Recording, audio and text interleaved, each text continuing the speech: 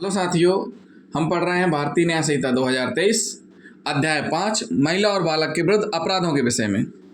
अभी तक हम आपको 63 से 70 तक बता चुके हैं महिला और बालक से संबंधित अपराधों के विषय में, अध्याय 5 की ही। अब हम पढ़ेंगे धारा 71। धारा 71 आईपीसी की धारा 376 के समरूप है। किसके अनुरूप है?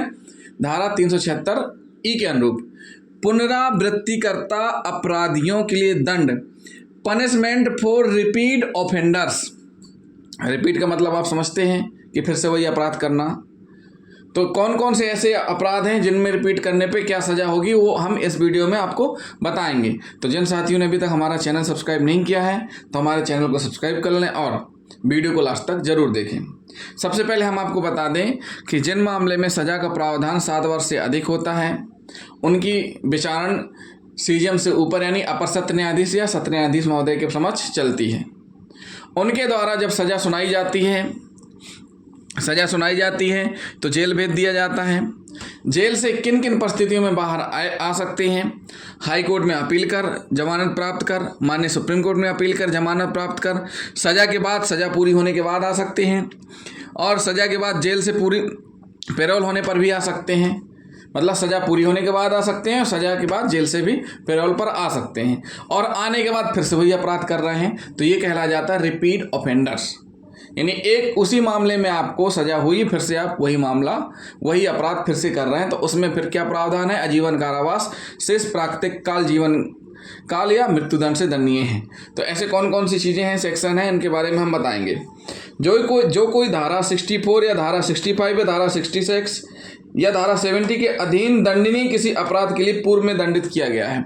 जो कोई धारा 64 बलात्कार के लिए दंड, 64(1), 64(2) ए से लगा करके एम तक के बलात्कार के अपराध में दंडित किया गया है।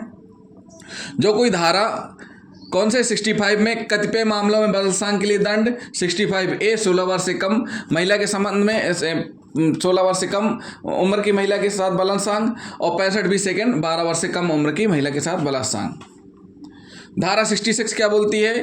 पीड़िता की मृत्यु या सतत विकृतिशील दशा कारित करने के लिए दंड। ऐसे व्यक्ति जिसके ऊपर आरोप है कि उसने इस प्रकार का कृत्य किया, धारा 66 में वर्णित अपराध किया है। और धारा 70 सामूहिक बलात्कार। इन अपराधों को किया है, जेल में बंद है, जेल से आता है किसी कारणवश। जेल से किन कारणों में आता है? न्यायालय से सजा होती है, जेल भेज दिया जाता है, जेल में रहता है, किसी कारणवश जमानत पे आया, हाई कोर्ट सुप्रीम कोर्ट से अपील के दौरान, या पैरोल पे छूटा, या सज़ा पूरी होने पर छूटा। सज़ा पूरी होने के बाद फिर से आकर वही अपराध करेगा तो वो कहलाएगा रिपीट ऑफेंडर्स। क्या कह रहे हैं?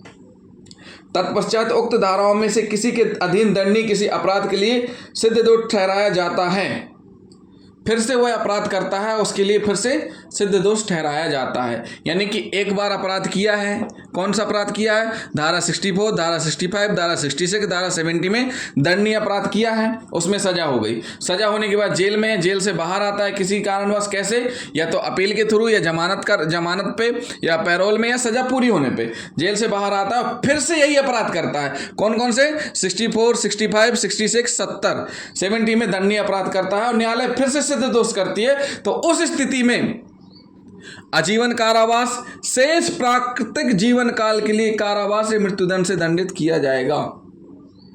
बाहर आकर फिर से उपरोक्त अपराध कारित करना, धारा 64, 65, 66, 70 के अपराध करना, सजा क्या है? पूरे जिंदगी भर आपको जेल में रहना है या फांसी की सजा का प्रावधान है। तो धारा 71 क्या बोलती है कि पनिशमेंट फॉर रिपीट ऑफेंडर, जिसमें सजा का प्रावधान है आजीवन कारावास, शेष प्राकृतिक जीवन काल के लिए कारावास या मृत्युदंड से दंडनीय होगा। तो साथियों, अगली धारा हम आपको बताएंगे 72 कतिपय अपराधों आदि से पीड़ित व्यक्ति की पहचान का प्रकटीकरण। ये हम आपको अगले वीडियो में बताएंगे। तो जिन साथियों ने अभी तक हमारा चैनल सब्सक्राइब नहीं किया है तो हमारे चैनल को जरूर सब्सक्राइब कर लें, वीडियो को अधिक से अधिक शेयर करें, कमेंट करना ना भूलें। थैंक यू दोस्तों।